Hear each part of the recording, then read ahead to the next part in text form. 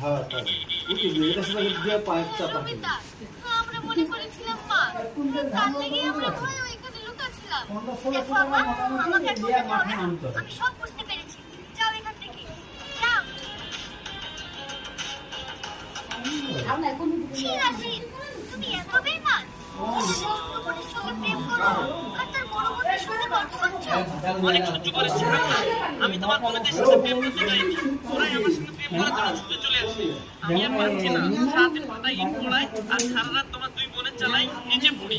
এই ফাটায় আগুনে ইট পোড়ে আর আমি পড়ি এদের চালাই। আসতে বলো, কেউ শুনে ফেলবে।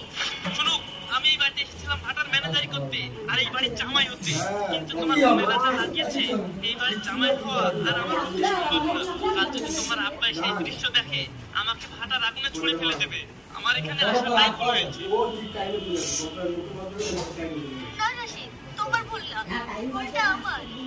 আমি তো আব্বুকে মিথ্যে কথা বলে তোমাকে অভিজ্ঞ লোক সাজিয়ে এই বাড়িতে এনেছিলাম, শুধুমাত্র তোমাকে কাছে রাখবো বলে। আরে আমিও তো তোমাকে বিয়ে করে কোটিপতি হতে এসেছিলাম। খারাপ বিনা পুঁজিতে কোনোদিন কোটিপতি হওয়া যায়?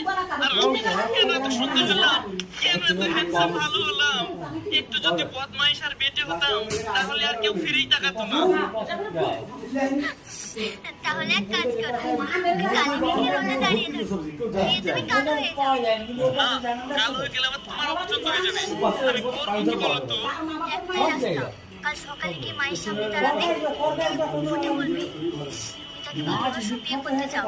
আর মা যদি একবারে হ্যাঁ বলে দেয় তাহলে টানাহাটিটা চিরকালের মতো শেষ। আমি বলবো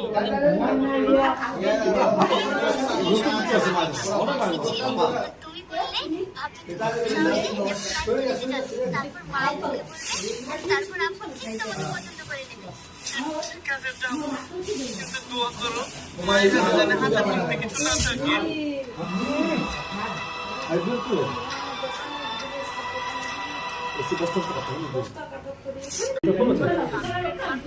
আরো কাটলো, তবে এবার গেলে বাড়ির সবাইকে নিয়ে যাবো। ফ্যামিলি নিয়ে বেড়ানোর কথাই আলাদা। এবার শুনি ম্যানেজার আছে, হাতা কেমন চালালো? হাতা খুব সুন্দর করে চালিয়েছে, আর এই দেখেন তার হিসাব।